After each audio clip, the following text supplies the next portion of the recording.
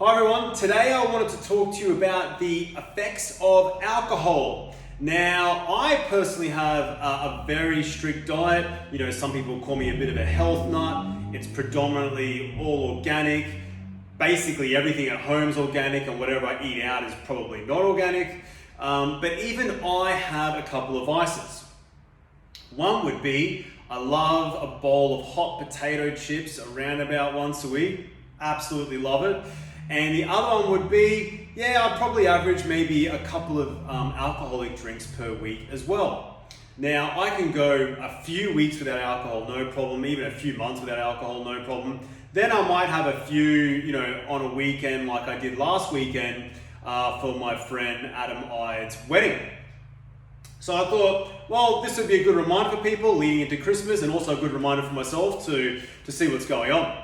So I'm going to go through some drawbacks, some tips, and some hangovers, like what to do with hangovers. So the first one would be drawbacks. So I've written the word brain there, but I really kind of mean, what's going on neurologically, what's going on in your central nervous system. So a few things. Firstly, long-term alcohol use is heavily linked with depression, and you can find that in many medical studies. Secondly, it has actually also been linked to anxiety. So when you're drinking alcohol, it actually does something neurologically with neurotransmitters where it just calms your body down.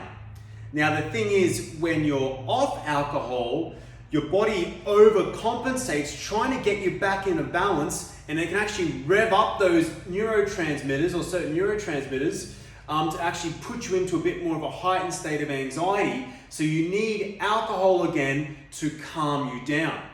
So when you're having alcohol, it actually just helps you release a neurotransmitter called GABA, which actually just really calms you down, and it blocks something called glutamate, which again is linked with kind of anxiety sort of stuff. So long-term use depression, maybe short-term use, a bit of anxiety there. It has been linked with impaired memory and even been linked with dementia for long-term use. Okay, so that's the first thing around the brain. Second thing around the liver. So the alcohol is metabolized in the liver, and so then it can just start to compromise the liver cells and the liver function. Especially if you're going to do it over time, it can cause damage to your liver, and that's been very, very well documented. The third one would be around gut health. So when you're drinking alcohol, and if you're having it on an empty stomach, it floods through to your bloodstream and through your digestive system really quickly. So it can cause quite a bit of inflammation in your gut. And can actually get you drunk really quickly if you don't have any food in there to help absorb and slow the process down. Okay, so it can cause the inflammation in the gut, which can also actually lead to things like leaky gut syndrome, for example, where little holes or little junctions start to appear in your gut wall. So that's some of the drawbacks, and I'm kind of talking myself out of it a little bit, even though probably only average 1 or 2 drinks a week. So what do you do? So what you can do, and I kind of touched on it, is you can actually have some food while you're having a drink or just before you start having a drink, and that will help absorb the alcohol slowly throughout the digestive system. So if you're having it on an empty stomach, it will go into your blood very, very quickly. It will go through your stomach, go through your small intestine, and be absorbed in your blood very quickly. If you're going to have food with it, it'll slow that process down, and your digestive system will be able to eliminate it properly. Okay?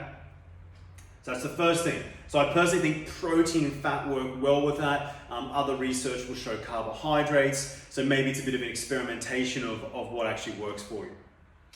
Second one would be hydration. So alcohol has a diuretic effect on the body where you need to, excrete liquids constantly, normally through urination.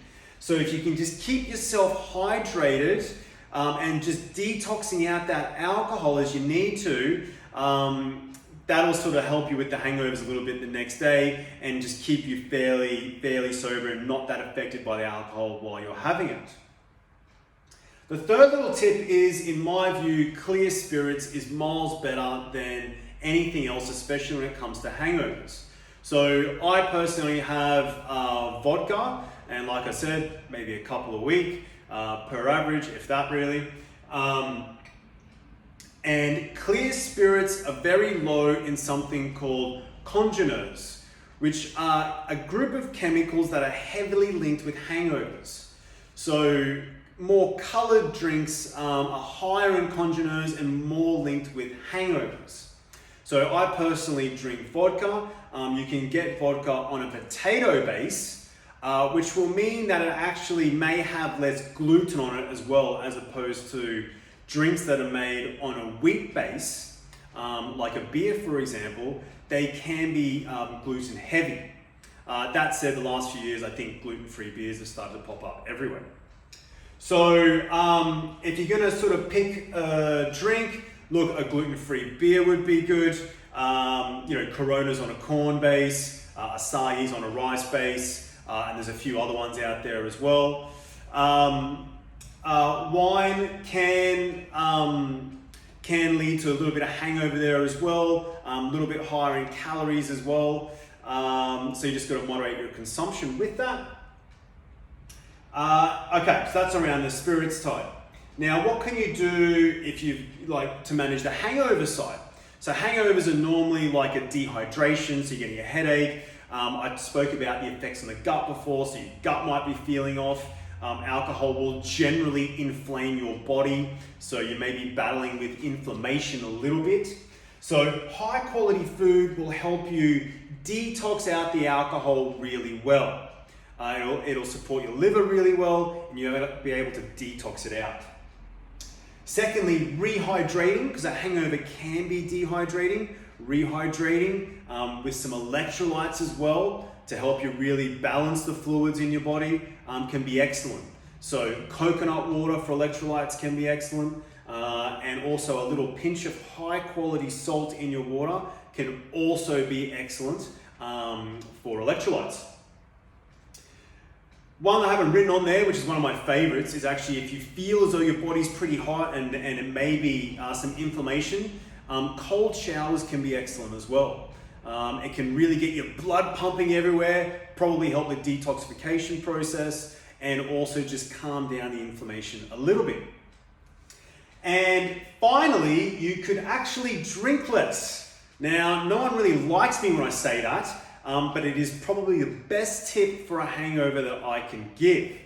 So hopefully all that stuff helps. Like I said, I live a fairly strict lifestyle, very, very healthy. But even I have a couple of vices, because I personally think if you're absolutely obsessed with health, that in itself can cause a bit of stress. So hopefully that helps. Let me know if you've got any questions, and I shall speak to you soon.